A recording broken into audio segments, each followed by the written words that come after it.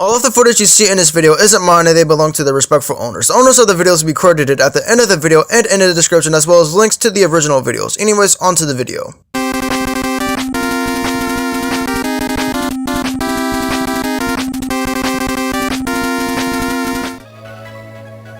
Well, Blue Toad, ready to end the Zero Saga of Mega Man 04 for the Game Boy Advance? Oh, hell yeah. Alright, I'm gonna get the game. Oh, hey, nice. You still have an original Game Boy Advance copy. Alright, I'm gonna get the game.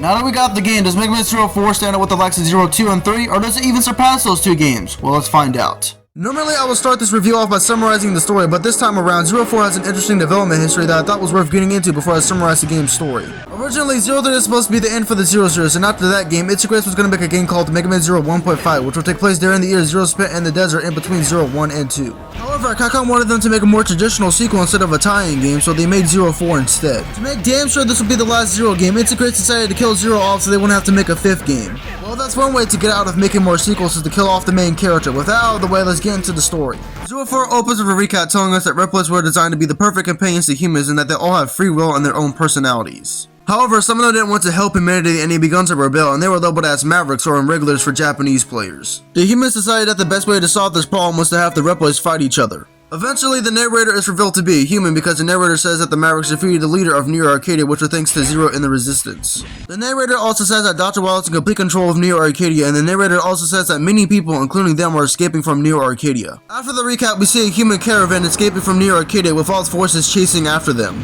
Shortly after, Zero and the Resistance jump in and take care of Wild's forces. Afterwards, Zero and Ciel meet Neej, who is the leader of her Resistance group, and she tells them that Dr. Wild changed Neo Arcadia into a hell on Earth for both humans and Reploids. She also tells them that she and her group are going to Area 0, which is where the space colony Erasure crashed in X5. Afterwards, nature has been slowly coming back to Area 0 because its environmental control system was left intact after the events of X5. Zero heads to Area 0 to check it out, and there he meets the 8 Inharjar warriors as well as their commander, Kraft. The Inharjar warriors and Kraft tell him about Wild's Operation Ragnarok, and he plans to use Ragnarok to destroy Area 0, which is the last bit of nature left, so there won't be a better place in Neo Arcadia. So is there a reason why you guys want to destroy Area 0, or... Nope, not really, we're just a bunch of assholes who want to destroy Area 0 because we hate nature. Well, go figure, time to go put a stop to that shit. Afterwards, they leave to start their plan, and Zero as well as Ciel head to the settlement to tell the humans there that Wild is going to destroy Area 0, and Ciel tells them that they need to leave. One of them tells her that they're sick of their countless wars and that they don't want to get involved with it, and they tell them to leave. After Zero informs them of Wild's plan, he goes to take care of the 8 Inharjar warriors. After he disposes of 4 of them, they find out that Wild's forces are attacking the settlement, and Zero heads to Area 0 to save the humans there. When he gets there, he puts the fires out with the racist humans not appreciating his help in the slightest. Afterwards, he runs into Kraft, and after his fight with him, Neej shows up to tell them that they're not helping humanity and that they're just making things worse. She also tells Kraft that he used to be a warrior of Neo Arcadia that fought for humans, but now he's just Wild's puppet. After she says this, Kraft kidnaps her, and when the people of the settlement find out that she was with a Reploid, they decide that they're not going to save her. Zero tells them that they're all cowards, and he asks them why risk your life if you're not going to have to spine to fight for the settlement in the first place. Afterwards, the people at the settlement realize that it means nothing if they're not going to fight for it, and they ask Zero if he can save Neej for them, and he agrees and he heads to the prison to save her. After he saves her, he heads off to dispose of the rest of the Inharjar warriors. After he disposes of the rest of them, Dr. Wild reveals that the 8 Inharjar warriors were just a distraction so he could finish Ragnarok, which is a space station, and his cannon can shoot very powerful lasers. However, Kraft betrays Wild and tells him that he hijacked Ragnarok. He also tells him that his cannon is pointed at Neo Arcadia and that he's going to use it to destroy him and Neo Arcadia. So you plan to destroy Neo Arcadia, which is where the rest of the humans and Reploids on Earth are living, just to kill one person. Yeah, something about that tells me Kraft didn't think his plan through. After Ciel hears this, she tells the Resistance to go to Neo Arcadia and to save as many people as possible, and Zero heads to Ragnarok to stop Kraft before he fires it. After Zero makes his way through Ragnarok, he reaches the boss road, but before he can reach Kraft, he fires Ragnarok, which destroys Neo Arcadia. The Resistance manages to save a few humans there, and back at Ragnarok, Kraft tells Zero that he destroyed Neo Arcadia because he thinks that will change the world and the humans, and that he's fixing humanity's course. After Zero defeats Kraft, he tells him that it's not their place to change humanity's course, and that they can only help those that they care about. Kraft asks him why he trusts humans, and Zero tells him that he made a promise to a friend that thought humans and Reploids could live together in peace. This friend that he's talking about is obviously X. After he tells him this, Kraft dies, and Zero goes back to the base, and they think it's over now that both Wild and Kraft are dead. However, someone fires another shot at Neo Arcadia, and Zero heads out to stop Ragnarok before it fires again. When he gets there, he discovers that Dr. Wild survived the blast from Ragnarok, and Zero asks him how is he still alive. Dr. Wild tells him that he's basically immortal due to the humans putting his body into an armor that regenerates damage instantly. Afterwards, they banished him from Neo Arcadia and left him to wander the lifeless deserts he made as punishment for his crimes during the Elf Wars. He also tells Zero that he's going to take everyone else out with him because his empire is gone and he fights Zero. After Zero defeats him, he thinks that he's dead, and shortly after, Wall shows up and fuses with Ragnarok to make it hit Area Zero faster. Zero tells him they has to get out of there now before it's too late, and Zero tells her they has to defeat Wall right here and right now, Wall asks him if he has the guts to kill a human.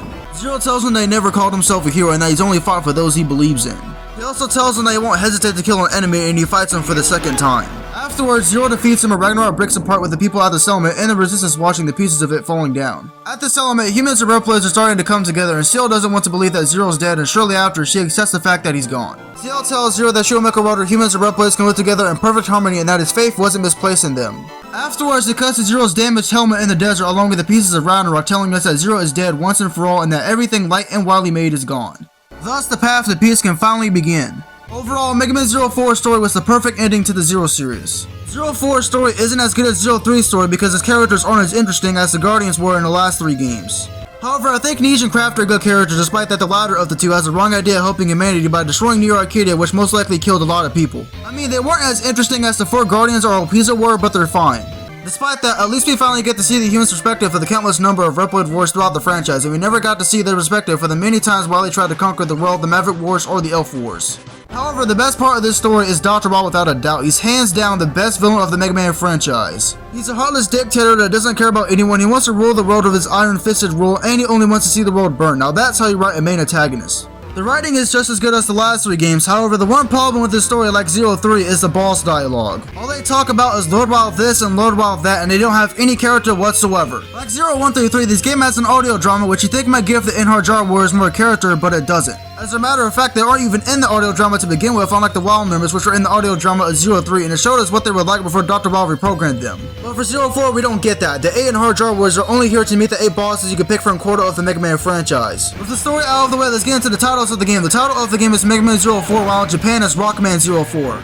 With the titles out of the way, let's dive into the game. Like its predecessors, Mega Man 04 is a fast-paced platformer with hack-and-slash gameplay. The Z-Saber and the Z-Boss are returning from the last 3 games, but the shield boomerang has been removed. Honestly, I'm glad that they got rid of it because I never used it in 01 or 3, and the only time I ever used it was to protect Ciel during the second middle stage in 02. Our new weapon this time is the Zero Knuckle. Surprisingly, it's not a rod weapon of some sort unlike the last 3 games. I guess they thought that they perfected the rod style in 03. With the Zero Knuckle, Zero can take an enemy's weapon before you destroy them. These range from guns that can shoot bullets rapidly / infinite bullets, guns that shoot bullets vertically in 2 directions which are completely useless, elemental weapons, shields, mallets, saber-like weapons, throwable objects which aren't very useful, etc. These can be useful against enemies depending on the type of weapon you have, but they don't do a lot of damage. By the way, some of them have limited use while others you can use infinitely. Another thing about the Zero Knuckle is that you can only use one weapon at a time, so if you run out of ammo for your current weapon or you just want to use something else, you have to ditch the weapon you currently have and grab something else. You can also use the Zero Knuckle to yank out switches or these vines in the forest stage. The Zero Knuckle is okay, but they could have done a lot more with it. Another thing I'm very mixed on is 04's level design. 04 stages are a mixed bag. A lot of them don't have much of an identity or anything interesting going on like the 4 stage where you just rip out vines with the Zero Knuckle and hop around across ropes. Speaking of that, the rope mechanic from X5 and X6 is back, which is cool, but I wish they brought back the ducking mechanic instead. Regardless, I'm glad to see this mechanic back. Anyway, back to the stages. Other boring stages include the heat stage where you can't be in the heat for too long, otherwise you will start to take damage, but really it's not a threat in the slightest, it's not even remotely interesting. Or the particle beam stage where you just wait for the laser to disappear so you can move further through the stage, or the block stage where you have to avoid moving blocks, which is very exciting. There are good stages in 04 like the middle stage where you have to use the Zero Knuckle on the water dispenser so you can put the fires out. Despite the boring stages, 04 still has a satisfying saber combat for the last 3 games, so it balances out. By the way, the stage select formula is back to how it was in Mega Man 1 through 6 instead of handling it like the Game Boy titles. Speaking of the stages, the stage effects from X1, X3, and X6 return in 04, which is known as the weather system. The weather system can make stages easier or harder, such as the clouds that slightly block platforms in the sky stage or the block stage that can have snow on top of the spikes. On top of that, it also makes the boss fight of the stage easier or harder, and now you get their EX skills by beating the harder stage instead of having an A or S rank.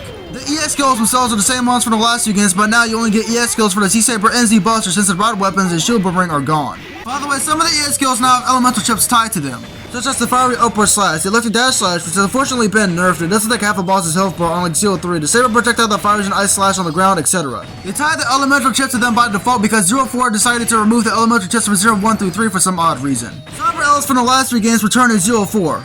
Well, sort of. In 04, all the different types of Cyber Elves are combined into one Cyber Elf, which handles your health and your moveset as well as what projectile the Cyber Elf will shoot at enemies. However, they don't stack on top of each other, so if you want the elf to shoot ice projectiles instead of electricity, then you have to lower your level back to 4 instead of 5. To level the Cyber Elf up, you have to feed it energy crystals, and at first it's reasonable, but at level 4 is when it starts to get ridiculous. You have to feed the Cyber Elf 600 energy crystals for level 4, it only gets higher and higher afterwards, going from 1000 up to, and I shit you not, 3500 energy crystals. So for level 4 and beyond, you have to grind energy crystals, and believe me, it takes for fucking ever. It's not as bad as 0-1, but it's still pretty time consuming. By the way, you have to go to Alouette to level the Cyber Elf up.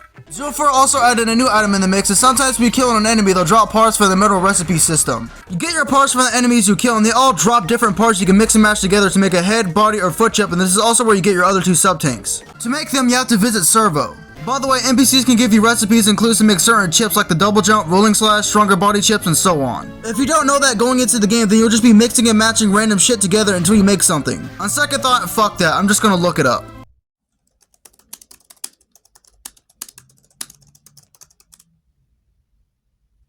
You see how much quicker that was instead of talking to random NPCs for item recipes? Anyway, another problem with the system is that you don't know what enemies drop what parts, and some of the parts you find in the stages themselves. So if you're trying to make your double jump and you find out that you're missing a part, then you either have to go through every stage in the whole game to find what enemy has the part you need, or you can just kiss that double jump goodbye.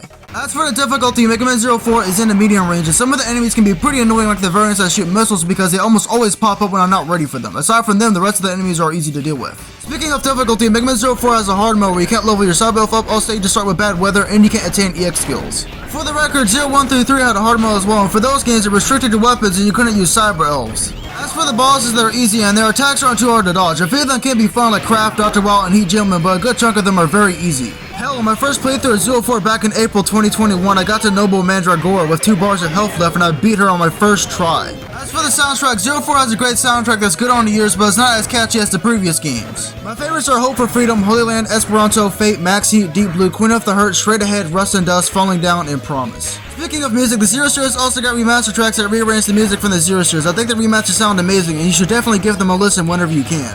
However, some of the remasters sound inferior to their GPA counterparts, such as Supreme Ruler and Final Countdown, for example. Anyways, back to 04.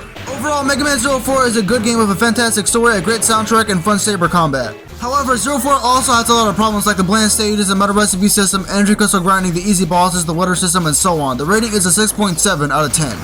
We'll see y'all next time with the start of a new Mega Man series of Mega Man ZX for the Nintendo DS. Anyways, we hope you guys enjoyed this review and Mega-Thon. Anyways, peace out.